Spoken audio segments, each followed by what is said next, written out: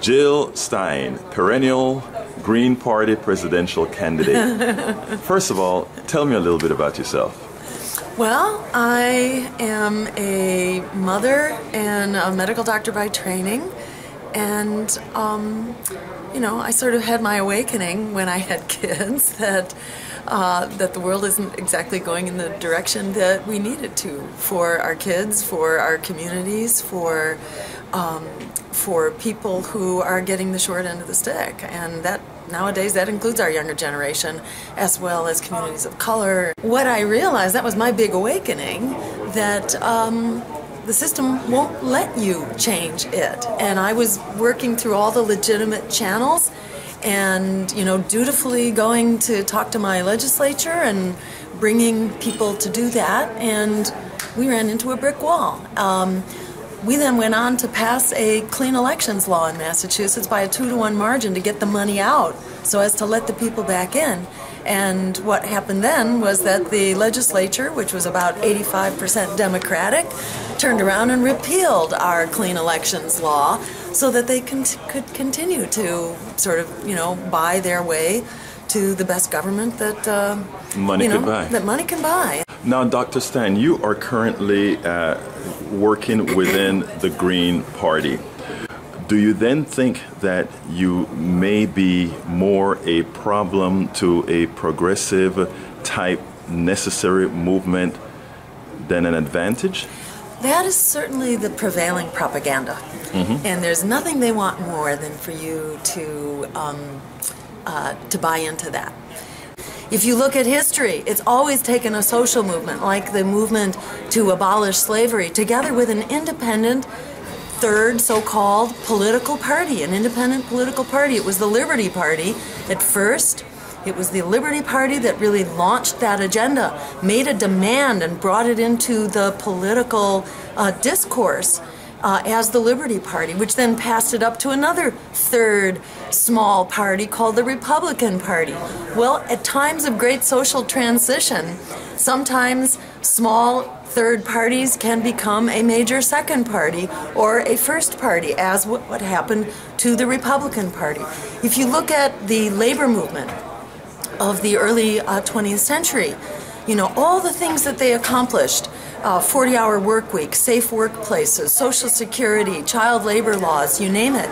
How did they get that? They had a social movement in the street that was fighting hard, shedding blood in the streets for that. They also had a political movement. They had independent political parties, socialist, labor, progressive, communist, that could bring the demand into the political debate and provide a political demand. As Frederick Douglass said, power concedes nothing without a demand. It never has and it never will.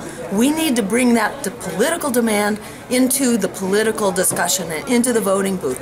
To fail to do that is to basically roll over and say, okay, we're going to be Mr. Nice Guy, and then to just be marginalized and dismissed. This is what has happened to the progressive movement since it signed off on independent political opposition.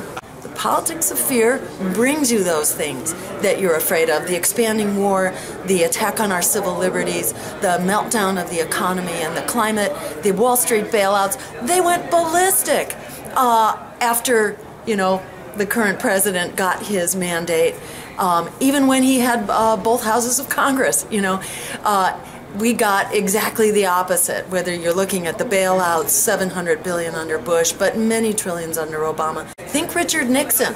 What happened under Richard Nixon? One of the most regressive and oppressive presidents ever. We got the EPA established, we got the Clean Water Act, we brought the troops home, we actually then cut the military in the follow-up to the war in Southeast Asia. We got the decision, Roe v. Wade, on women's right to choose. How did we get that? We got that because we stood up and we said, we the people deserve, we deserve an economy, a government that's working for us, peace. We lead. As Alice Walker says, the biggest way people give up power is by not knowing we have it to start with.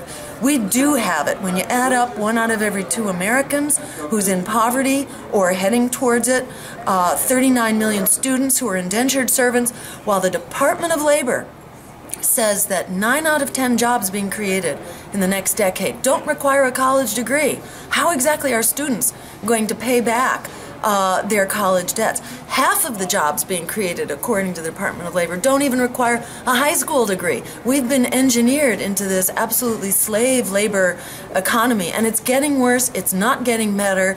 The plans are laid. The Democrats, like the Republicans, are cheerleading the Trans-Pacific Partnership and the next free trade agreement, which will continue to send our jobs overseas. You just issued a very important statement. Please tell us about the Trans-Pacific Partnership and tell me the ills of that particular treaty. Great. So the Trans-Pacific Partnership is like NAFTA on steroids. NAFTA, which sent our jobs overseas and undermined wages at home. So the Trans-Pacific Partnership, it's a secret deal. It's being negotiated behind closed doors with 600 representatives of corporations, whereas our elected officials cannot even they can't participate in this conversation. They do have quite a bit to hide here, because this trade agreement would essentially allow corporations to have greater status and standing than elected national governments. It overrides democratic sovereignty.